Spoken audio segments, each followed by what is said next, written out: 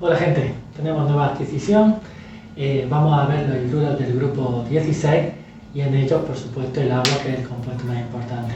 Así que tenemos bastante para ver. Aparte del agua vamos a ver las tendencias conforme bajamos en el grupo, pérdida de la capacidad de formación de puentes de hidrógeno, aumento de la acidez, etc. Y también vamos a mirar para atrás con las propiedades de los hidruros que vienen antes del hidruro de oxígeno, particularmente el amoníaco y el metano. Cualquier comentario o duda pueden dejarla acá o mandarme algún mensaje en Moodle. Vamos a empezar viendo el hidruro del periodo 2, que es el agua, precisamente viendo sus propiedades químicas que luego nos van a explicar muchas cosas. Hemos visto en los hidruros del grupo 2 que se forman unos hidruros muy estables en los que son muy distintos a los de periodos posteriores. Esto se debe a que los elementos, tanto carbono, nitrógeno, oxígeno, tienen un tamaño mucho más pequeño al de los elementos que están por debajo. Esto va a permitir que puedan formar puentes de hidrógeno, siempre que tengan electrones libres para formar esos puentes de hidrógeno y que tengan una electronegatividad adecuada, de forma que se produzca una polarización del enlace, un desplazamiento de la densidad electrónica del hidrógeno hacia el átomo central. Conforme avanzamos en el periodo de carbono a nitrógeno y finalmente a oxígeno, vamos a observar en primer lugar un aumento de la electronegatividad, lo cual va a hacer precisamente que los enlaces sean cada vez más polares. Y por otra parte, un aumento en el número de electrones que hay en la capa de valencia, lo cual va a dar lugar a un aumento del número de pares de electrones libres.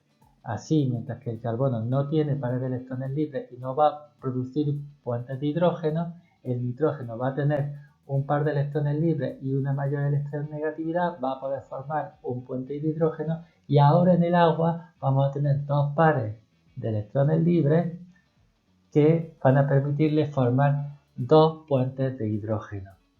Esto lo que va a dar lugar es que vamos a tener, además de ese aumento que les comentaba antes de la capacidad de formación de puentes de hidrógeno, también un aumento de la acidez. Es así que para el agua se obtiene la temperatura más alta de ebullición entre todos los hidruros. Tenemos acá, vemos que tenemos un gráfico de punto de ebullición frente al periodo para los distintos grupos.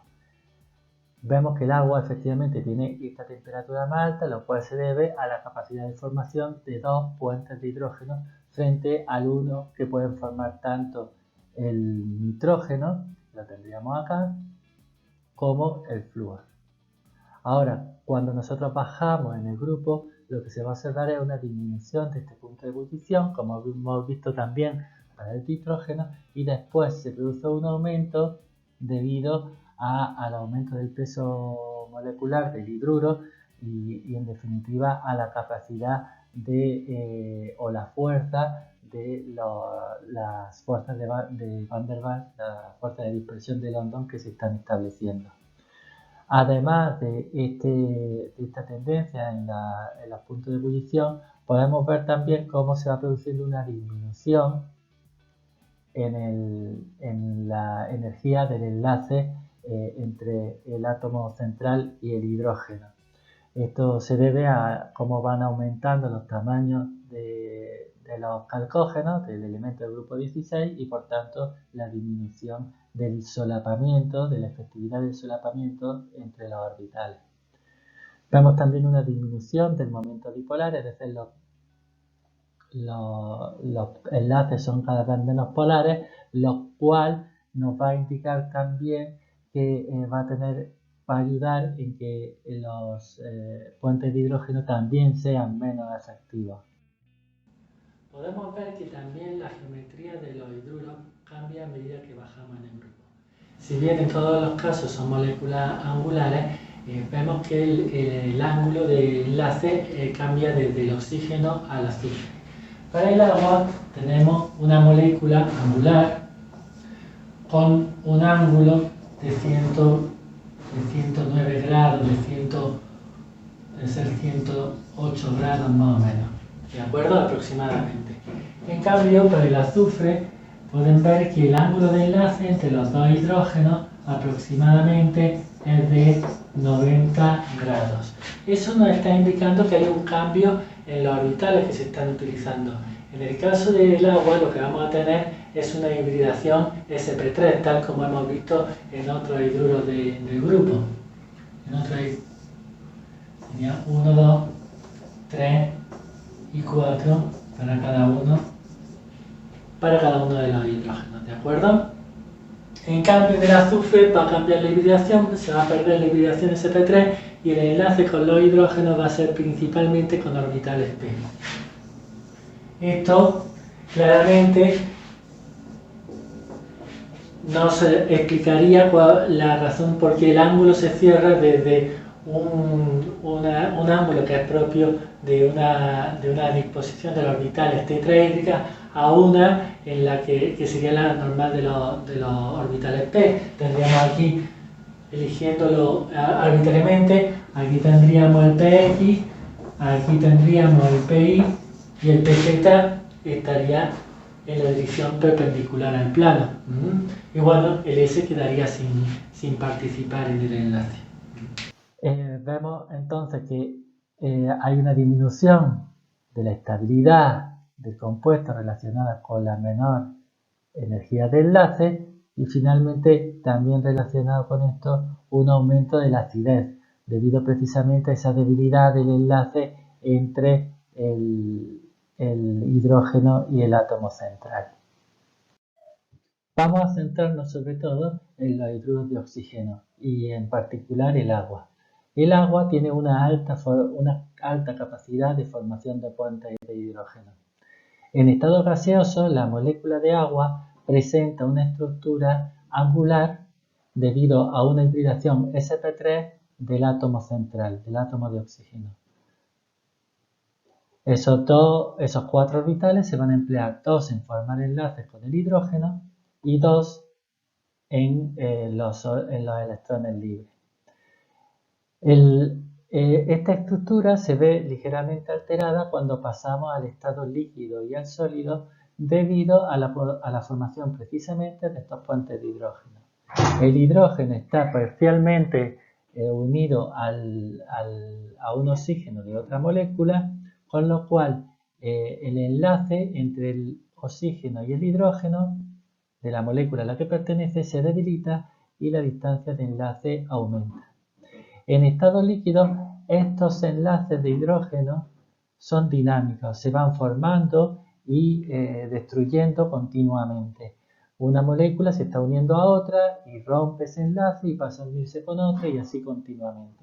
En cambio, en el caso del hielo, estas uniones son permanentes y dan lugar a una estructura rígida que presenta unos huecos mucho más grandes que las que presenta en el agua líquida. Es por eso que el hielo presenta una menor densidad de la que presenta el agua líquida y los cubos de hielo o los icebergs, por ejemplo, flotan sobre el agua.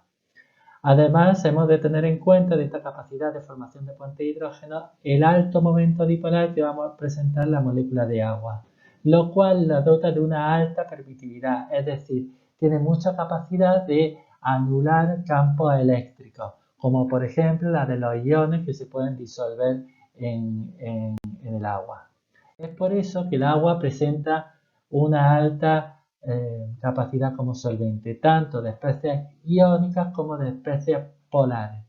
En el caso de las especies iónicas se debe, en primer lugar, a la alta permitividad del agua, lo cual va a hacer que haya una alta barrera o una alta anulación de las fuerzas atractivas que existen entre los iones. Y por otro lado, también al efecto estabilizador que tiene el agua debido a su momento dipolar.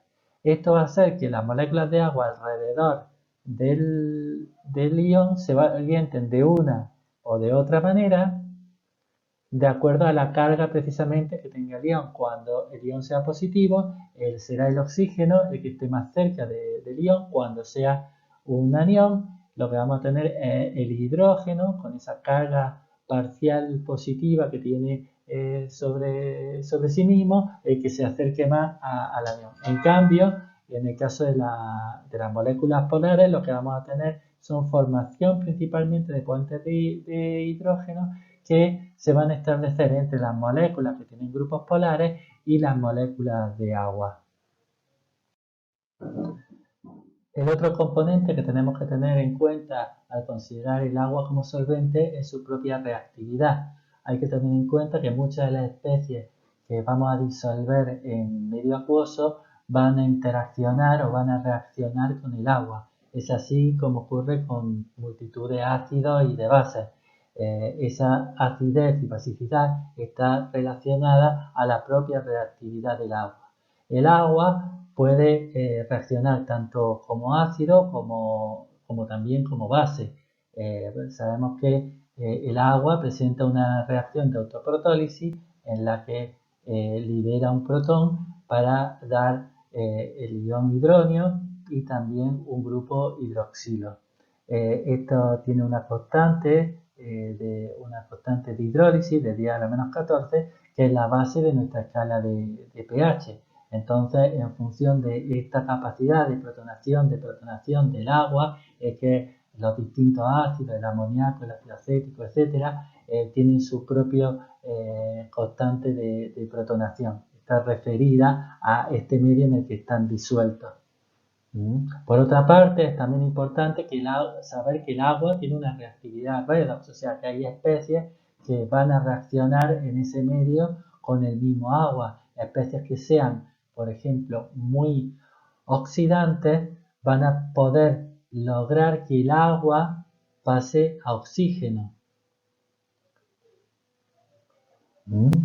dando así, produciendo su propia reducción. En cambio, en medio ácido lo que ocurre es que especies que sean muy reductoras pueden producir la reducción del protón a hidrógeno, ¿de acuerdo? Entonces esto siempre es una cuestión que tenemos que tener en cuenta a la hora de evaluar la estabilidad de una especie en el medio acuoso. Bueno, por último vamos a ver el agua oxigenada, que es un reactivo muy importante. La molécula de agua oxigenada tiene un enlace simple oxígeno-oxígeno, que como ya hemos visto en videos anteriores es muy débil por la presencia de pares de electrones libres que estarían produciendo repulsión entre los átomos de oxígeno y debilitarían este enlace. Es por eso precisamente que es muy reactiva y desproporciona tanto en medio ácido como en medio básico. Podemos ver que el potencial que tenemos aquí a la derecha, tanto en medio ácido como en medio básico, el potencial de la derecha es mayor que el de la izquierda. Sin embargo, esta reacción está impedida cinéticamente y solamente se produce a altas temperaturas o en presencia de catalizadores. El agua oxigenada es muy utilizada como reactivo, tiene un mayor carácter oxidante en medio ácido, en cambio cierto carácter reductor en medio básico, pero depende mucho del reactivo con el que esté interaccionando. Bueno, entonces resumiendo lo que hemos visto, los hidruros del grupo 16 engloban al hidruro más importante, que es el agua. Este actúa como solvente en un montón de reacciones químicas y lo más importante es el elemento que da sustento a la vida. Esto viene dado por las propiedades químicas de los átomos que lo componen, que da lugar a unas propiedades químicas del compuesto, formación de pares de electrones libres, carácter polar, y de ahí el carácter de solvente que tiene para una gran cantidad de compuestos. Hemos comparado un poco con los hidruros de los grupos anteriores y también hemos hecho una revisión de cómo varían las propiedades al bajar en el grupo, con una disminución de la capacidad de formación de puentes de hidrógeno y un aumento de la acidez de esos hidruros. Bueno, con eso terminamos. Les emplazo al siguiente video y hasta entonces pueden dejarme sus comentarios aquí o en la plataforma Moodle. Un saludo.